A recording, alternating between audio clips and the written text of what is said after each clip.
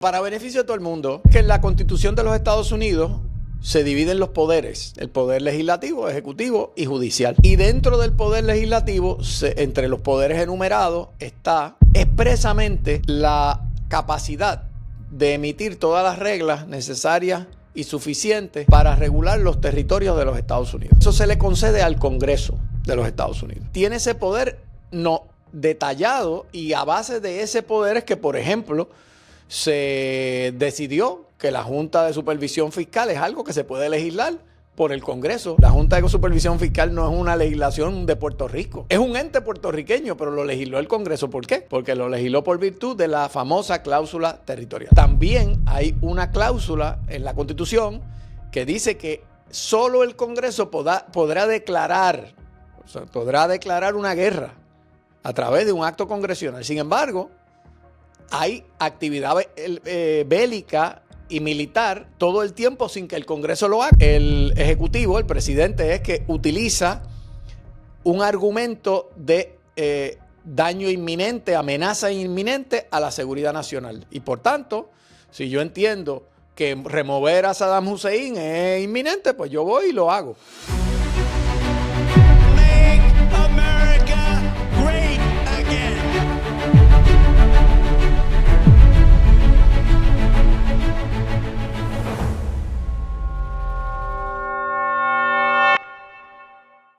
Alemania acaba de aprobar conscription.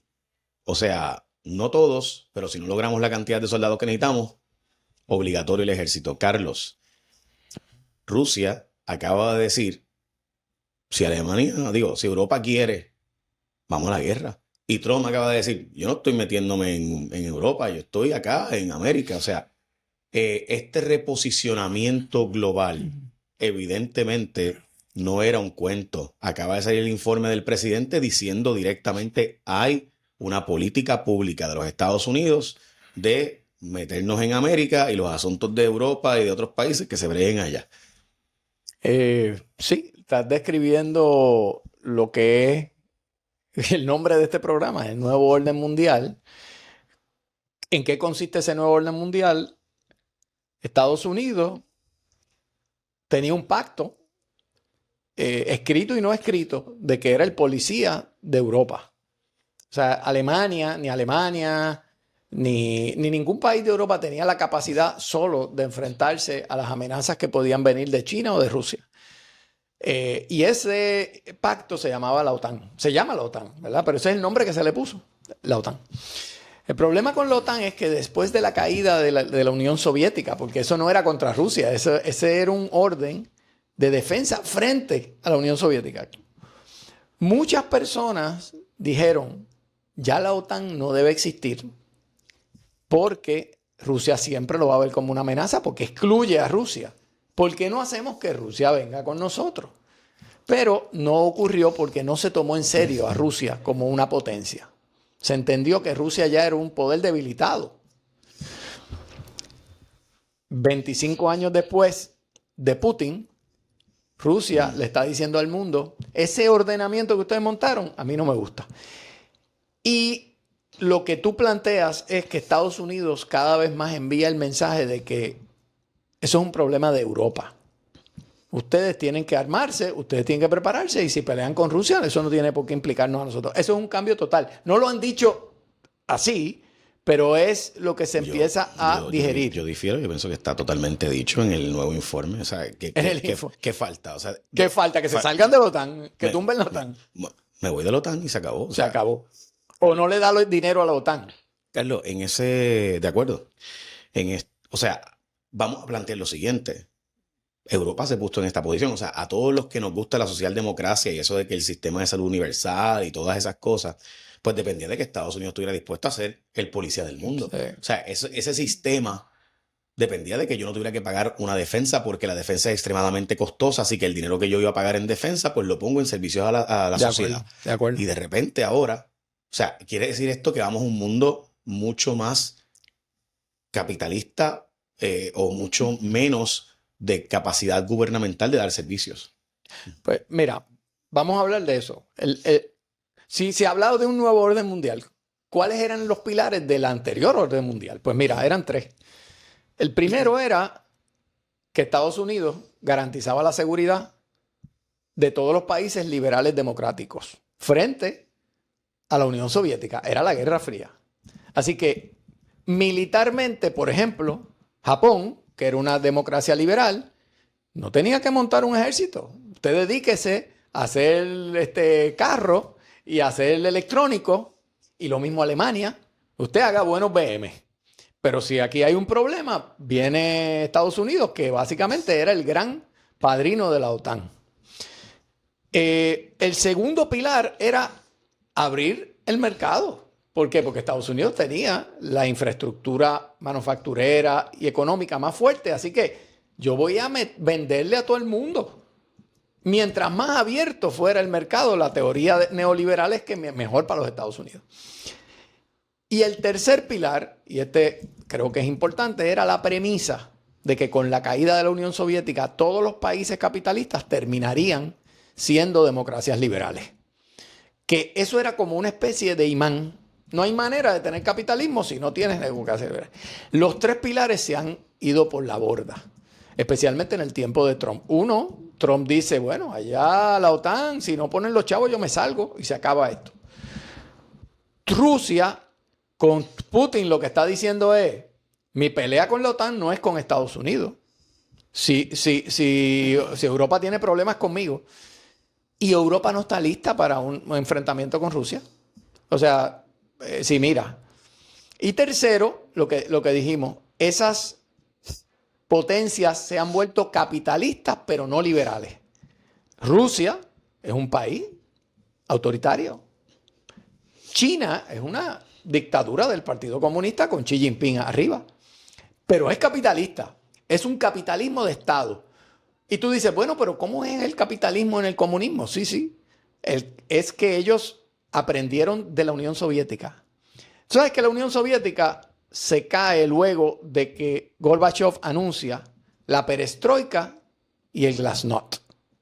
Perestroika era reestructuración económica y glasnost era la apertura democrática y libertades. Los chinos aprendieron. Deng Xiaoping, que fue el arquitecto de la China moderna, dijo, aquí va a haber reorganización económica, perestroika. Pero la glasnost, eso de la apertura liberal, aprendieron de Tiananmen Square.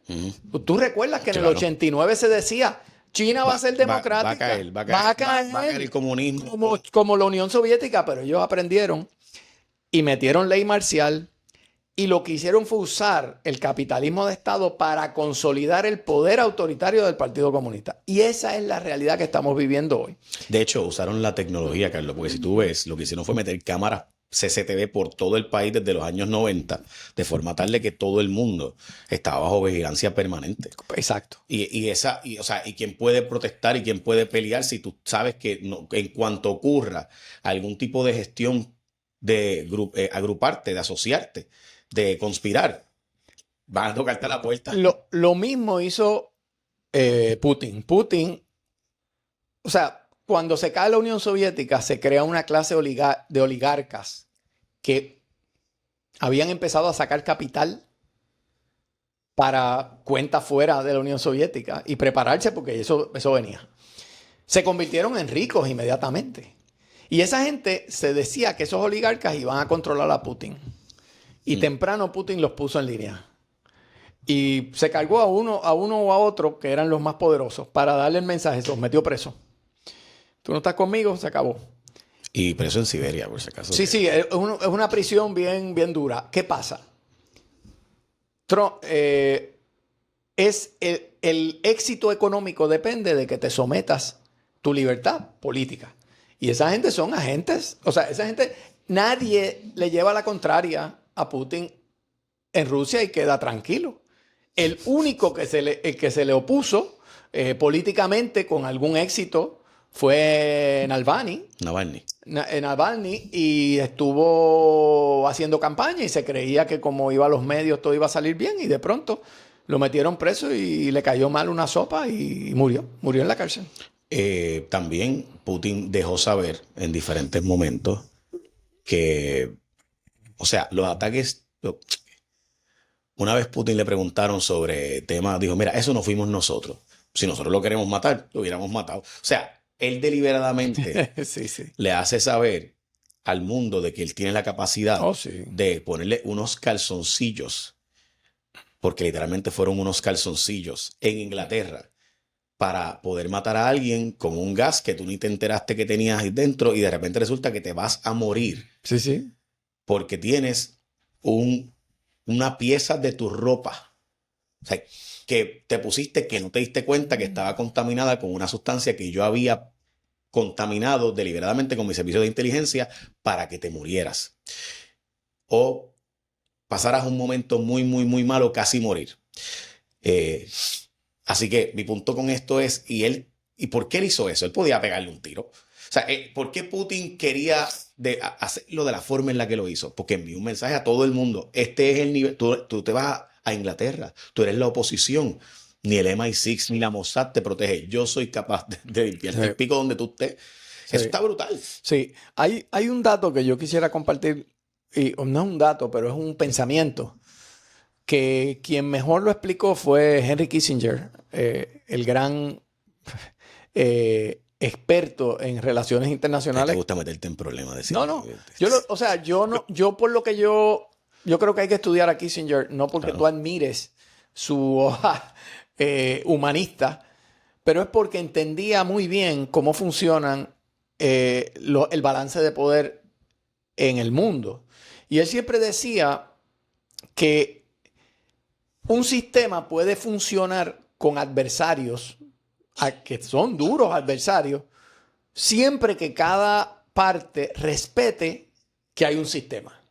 Por ejemplo, en el siglo XIX hubo el famoso Concierto de Europa. Después de que Napoleón fue derrotado, pues hubo que reconstruir Europa con digamos, un retorno de algunas monarquías, pero con unas concesiones para los liberales. Y esa realidad que le llamaron el Concierto de Europa permitía unos balances. Pues tienes a Austria por un lado, tienes a Inglaterra por el otro, tienes a Francia por el otro, a Prusia, que se convirtió eventualmente en Alemania. Y ahí tú vas balanceando. Hay conflicto, pero todos entienden que el sistema funciona con ese balance. ¿Qué pasó con la Revolución Francesa? Que se rompió el balance y se convirtió en una guerra permanente en Europa, y luego que termina con Napoleón, pues lo que pasó fue que un jugador, que era Francia, entendió que el sistema había que cambiarlo, había que virarlo al revés. Entonces, si el sistema había que virarlo al revés, pues ahí el que quiere proteger al sistema lo tiene que defender, y ahí hay una guerra permanente. ¿Cuál es el peligro del momento que estamos viviendo en este nuevo orden mundial? Es que hay estados muy poderosos que no están de acuerdo con la forma en que el sistema se montó. Específicamente, en este caso, Rusia. Su gran problema es la política expansionista de la OTAN. Y lo había dicho, Putin lo lleva diciendo hace muchos años, que esa idea de que cada vez la OTAN sigue añadiendo miembros no podía incluir a Ucrania. Y eso por razones históricas. No estoy justificando la invasión. Evidentemente la invasión fue un acto de violación del derecho internacional, pero la contestación de Putin a eso es que ese derecho internacional yo no estoy de acuerdo. Y no hay un policía del mundo, mientras Estados Unidos decida, pues mira, eso pasa, eso es en esa región. Entonces, ¿a qué nos estamos moviendo? Nos estamos moviendo a unos poderes que operan regionalmente y que crean conflicto, pero Estados Unidos no siente que se tiene que meter ahí. En este caso, este conflicto con Ucrania, Trump ha sido claro. Mira, yo estoy tratando de que haya paz, pero si no hay paz, haya ellos que sigan dándose palos. Hay un dato que China también le conviene que eso se revise, porque China tiene un interés en la región del Pacífico, específicamente el tema de Taiwán. Y si cada superpoder puede regentear en su región, pues si en algún día hay una situación donde China invade a Taiwán, pues no hay fuerza moral si Carlos, Estados Unidos está invadiendo a Venezuela. Pues entonces ese mundo, usted le puede gustar, no gustar, incomodar, hay mucha incomodidad, pero es cómo se está conformando ese nuevo orden de fuerzas. Carlos, te preguntaba y quería saber tu impresión. ¿Esto significa que la probabilidad de una intervención en Venezuela aumenta exponencialmente? Bueno, yo pienso que luego de la movilización tan masiva, luego de escuchar todas las razones que vienen dándose incluyendo declarar el Cartel de los Soles como una organización terrorista extranjera, darle un ultimátum donde Trump, todo el mundo ya se ha reportado que le dio un ultimátum a Maduro. E incluso le dio una especie de oportunidad de salvoconducto de que te puedes movilizar a algunos lugares y estás seguro, pero es si lo haces antes de que haya un conflicto. Todo parece indicar que va a haber una actividad militar. Porque para mí, Jay, es muy difícil pensar que luego de todo este build-up y de todo el montaje, digamos, discursivo y de presión política, Trump vaya a decir, me voy para mi casa. Claro, hay quien argumenta lo contrario. Y sí, me gusta decirlo porque esto es difícil de leer. Hay gente que dice, mira, este es Trump negociando. Y si Maduro le da una concesión a Estados Unidos de petróleo, le dice, mira, pero ¿qué es lo que tú quieres? Que yo te dé aquí una porción de PDVSA. Pues Trump dice, deal. Y se va para su casa y dice que logró el mejor trato posible con Venezuela. Eso no está fuera del ámbito de las posibilidades, pero ahora mismo no está planteado. Esa es la verdad, no está planteado. Carlos, mi teoría ha sido, y sé que te la compartí fuera del aire, la he compartido al aire, pero quisiera honestamente tener la impresión de alguien con los conocimientos que tú tienes o con la perspectiva global, pero simultáneamente que ha estudiado la figura, el carácter de Trump. Y tengo que plantearte que quisiera saber tu perspectiva sobre esta teoría, que es una teoría que no tiene, o sea, esto es una conspiración mía que yo tengo en mi mente, pero no tiene ningún valor probatorio. O sea, lo que quiero decir es que no es que he leído, no es que he hablado con fuentes, no habla, o sea, nada de eso. Mi teoría es que, según los casos insulares, fueron una estrategia del Congreso para llevar un pleito ante el Tribunal Supremo y ver hasta dónde podía el Congreso controlar los territorios conquistados de Filipinas, Puerto Rico, Guam, Hawái, etcétera. Pudiera ser que el caso más reciente de la Junta de Supervisión Fiscal que está llevando Trump es una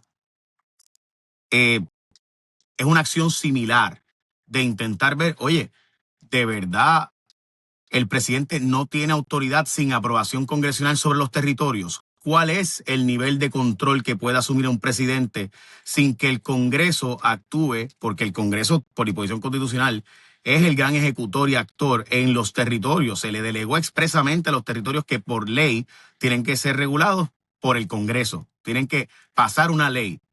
Pero a Trump no le gusta mucho eso de aprobar leyes. A él le gusta tomar decisiones. Así que pregunta, Carlos, si fue originalmente todo esto que está ocurriendo ahora y todo esto que empezó en los territorios como un acto en los casos insulares de ver hasta dónde llega el poder del Congreso sobre los territorios, ¿no pudiera ser lo mismo este caso para ver que el nuevo orden mundial incluye un rol para los territorios, especialmente en tiempos de guerra, de reposicionamiento militar?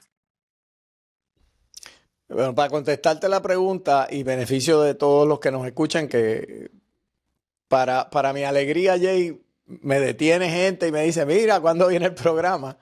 Pero para beneficio de todo el mundo, sabes que en la Constitución de los Estados Unidos se dividen los poderes, el poder legislativo, ejecutivo y judicial. Y dentro del poder legislativo, entre los poderes enumerados, está expresamente la capacidad de emitir todas las reglas necesarias y suficientes para regular los territorios de los Estados Unidos. Y eso se le concede al Congreso de los Estados Unidos. O sea que el Congreso tiene ese poder no detallado, y a base de ese poder es que, por ejemplo, se decidió que la Junta de Supervisión Fiscal es algo que se puede legislar por el Congreso. La Junta de Supervisión Fiscal no es una legislación de Puerto Rico. Es un ente puertorriqueño, pero lo legisló el Congreso. ¿Por qué? Porque lo legisló por virtud de la famosa cláusula territorial. Sin embargo, también hay una cláusula en la Constitución que dice que solo el Congreso podrá declarar una guerra a través de un acto congresional. Sin embargo, hay actividad bélica y militar todo el tiempo sin que el Congreso lo haga. ¿Por qué? Porque lo que hace el Ejecutivo, el presidente, es que utiliza un argumento de daño inminente, amenaza inminente a la seguridad nacional. Y por tanto, si yo entiendo que remover a Saddam Hussein es inminente, pues yo voy y lo hago. Estoy diciendo ese caso el Congreso se montó en eso, por eso hubo un montón de presentaciones, pero quiero decir, eso pasa todo el tiempo. Lo que tú estás planteando, yo tampoco lo estoy suscribiendo como que es así, pero sería compatible con la visión de Trump del poder unitario del Ejecutivo, de que el presidente debe tener mucho más poder de maniobrar. Y en este caso, como comandante en jefe de la fuerza, si él entiende que Puerto Rico tiene un valor estratégico en una movilización militar en Latinoamérica, pues no necesariamente va a ir a pedirle el permiso al Congreso. Va a decir, pues aquí estoy, y eso es un territorio de los Estados Unidos, y entonces se convierte en un debate. ¿Puede hacerlo? ¿No puede hacerlo? Probablemente va a ser un debate tardío porque ya la movilización se hizo. Yo no sé si tú has notado, en Puerto Rico ya, o sea, solamente ves un mapa y ves a Puerto Rico rodeado de barcos de guerra, de aviones, de helicópteros de guerra, y eso es lo que hay. Nadie ha dicho, espérate, tú le pediste permiso al Congreso. No, porque es una movilización militar que se está dando, y es evidente que se está dando a la luz de un montaje frente a Venezuela. Es una posibilidad que Trump, pues muy, muy compatible con su visión de mundo, de decir, bueno, mientras más poder tenga el presidente, yo tengo más poder, de utilizar cualquier oportunidad judicial para decir, bueno, en esto de la Junta, pues yo tengo poder porque hay un asunto que yo tengo que atender porque esto es propio del Ejecutivo. Bueno, va a tratar. Yo no he visto el caso específico que tú mencionas, no he visto la documentación, ni he visto las alegaciones del Estado, pero a mí nada de eso me extrañaría en el caso de cómo Trump visualiza el poder. No porque él la tenga contra Puerto Rico, es como él ve la realidad de su espacio de influencia y de poder. Y en eso él ha sido consistente. Trump en su primera presidencia, tuvo muchos, lo que llaman los americanos guardrails, tuvo muchas personas que le ponían controles, que le limitaban su ámbito de acción porque decían, usted no puede hacer eso, no puede hacer lo otro.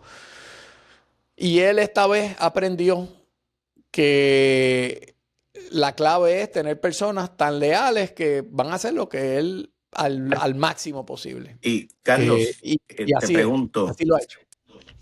ante la decisión del Tribunal Supremo del gerrymandering reciente, que le dio autoridad a los estados para poder hacer la redistribución electoral como Texas, evidentemente pues hay, y eso fue solicitado directamente por Trump, o sea, evidentemente hay una visión de darle más poder al presidente. Entre ellas, pues mi teoría que estoy diciendo es, Trump está llevando este pleito de la Junta de Control Fiscal sobre el tema territorial, del cual pudiera simplemente votarlos con causa, porque él los votó sin causa.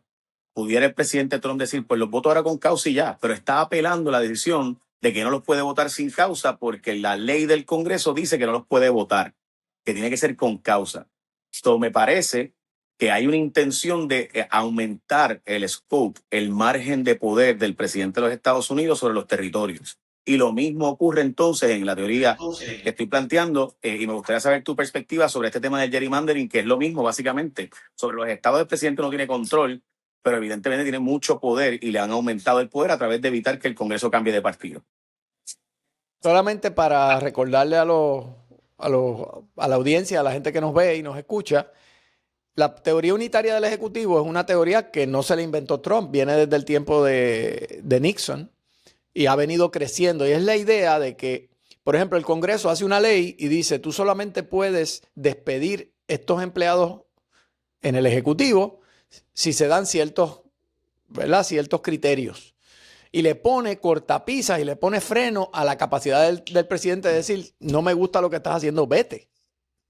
Trump está diciendo, eso viola el principio de separación de poderes porque yo como el ejecutivo y el jefe del gabinete tengo que poder votar a la gente si creo que no está haciéndolo bien.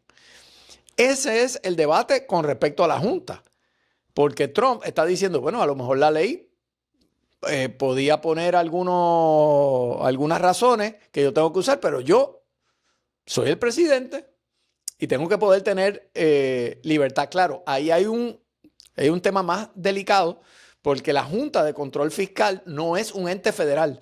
La propia ley aclara que la Junta de Supervisión Fiscal es un ente del gobierno de Puerto Rico creado por ley federal, por virtud de la cláusula territorial. Y entonces, si el presidente puede votar a alguien de la Junta de Control Fiscal sin causa, técnicamente podría votar a la gobernadora. O sea, porque es un ente territorial no federal. O sea, es una ampliación, como tú planteas, del poder presidencial vis a vis los territorios, que siempre se ha entendido que los poderes plenarios los tiene el Congreso de los Estados Unidos y no el presidente. Así es que yo lo veo long shot, pero esta presidencia está empujando por todos los frentes un intento de ampliar el poder desde la teoría del poder unitario del Ejecutivo, y no me extraña que lo lleven hasta las últimas consecuencias. No sé con qué éxito, como te digo, no he visto el documento y hay una reserva porque tampoco le puedes quitar al Congreso algo que es evidentemente dentro de la cláusula territorial. Entonces me hiciste una pregunta del gerrymandering que te confieso que ahí yo lo que creo es que el gerrymandering es una lucha estatal política en cada estado. Algunos estados han dicho, yo no voy a hacer eso de Trump. Otros han dicho, sí, estoy contigo, vamos aquí a cambiar el sistema para tener ventaja para los republicanos. Yo no sé cómo eso va a terminar. No tengo suficiente información en el field para decirte cómo va a terminar esa lucha, porque los demócratas ahora están haciendo lo mismo como en California y demás. Decirle, pues tú vas a hacer eso por allá, yo lo hago por acá. Bueno, Jay, de lo que hemos estado discutiendo, yo creo que lo más importante que nos tenemos que llevar esta semana es precisamente las expresiones del equipo de Trump sobre la política de apertura migratoria que parece perpetuarse en la Unión Europea. Y las palabras de un informe que se hizo público, especialmente del equipo de Trump y de Trump, donde acusan a la Unión Europea de diluir las bases de la civilización europea y occidental porque están permitiendo que entren todas estas fuerzas migratorias, los inmigrantes, especialmente los musulmanes, no cristianos y demás. Eso es un tema explosivo en Europa y hay partidos en cada uno de los países principales europeos que se oponen a esa apertura migratoria. Eso unido al hecho de que Estados Unidos no solamente está ahora criticando la postura de la Unión Europea, sino que también está cada vez más cuestionando si la organización del Tratado del Atlántico Norte, la OTAN, debe seguir siendo una especie de custodio de Europa, donde Estados Unidos es el padrino, el papá de todos los pollitos, y es el que protege a todo el mundo frente a China y a Rusia.